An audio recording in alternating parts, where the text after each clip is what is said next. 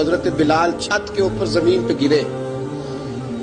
پہ گرے اور کہا ابو بکر یہ ڈیوٹی کسی اور کی لگا دے، یہ ڈیوٹی کسی اور کی لگا دے، اب میری روح اجازت نہیں دیتی، مصطفیٰ کریم کے بعد مجھ سے اذان نہیں پڑھی جائے گی۔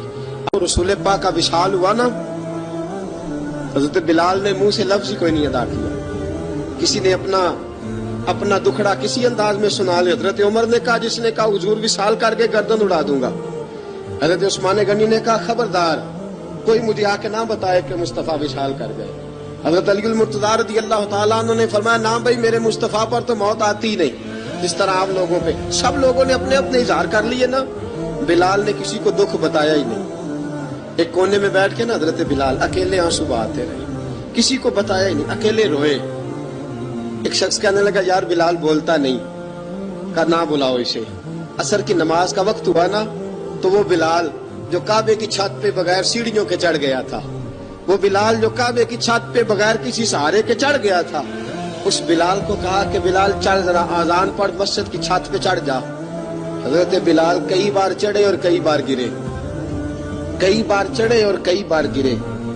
حضرت بلال حبشی رضی اللہ تعالیٰ نے آواز دی، کہا سلمان میری مدد کرنا، اب مجھ سے چڑھا نہیں جاتا، اب مجھ سے جایا نہیں جاتا۔ جناب سلمان فارسی نے بھی سوال نہیں پوچھا کہ بلال تو بیمار ہے، یہ نہیں پوچھا۔ حضرت بلال کو دو چار صحابہ نے اٹھایا، چھت پہ پہنچایا، بلال نے اذان شروع کی۔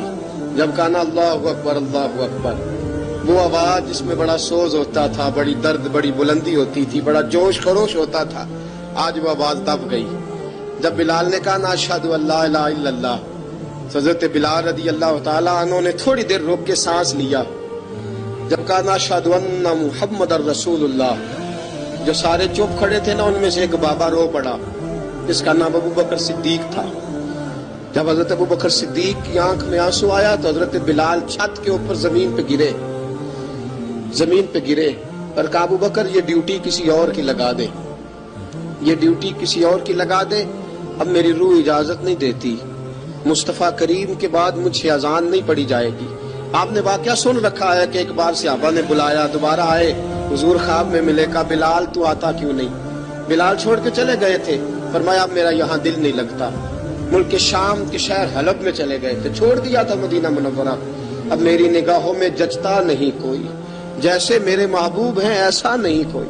حضور خواب میں ملے، آئے مدینے، حضرت بلال آخری بار، لوگوں نے کہا اذان پڑھو، کہا مجھے وہ اذان بھول ہی گئی ہے جو مجھے مصطفیٰ کریم کے زمانے میں پڑھا کرتا تھا، مجھ سے نہیں پڑھی جاتی، نہ مجھے کہو میں کیسے پڑھوں۔